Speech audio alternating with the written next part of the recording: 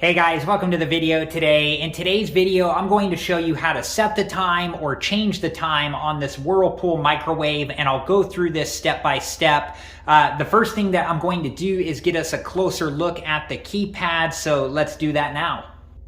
Okay, so the first thing that I'm going to do is to press the clock button, and then you can see that the time up here starts to flash, and when that does, now we can enter the new time. I'm going to enter 12:21 because we're an hour ahead now, and then when you're done entering the time, you can press the clock button again, and now we can see that the time stopped flashing. So now the time is set, so it was as easy as that.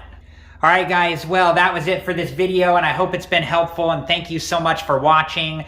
Please like, subscribe, and comment, and I hope to see you guys in the next video. Have a good one. Thank you guys for watching. Please like, subscribe, and comment, and if you have the time, check out these other great videos.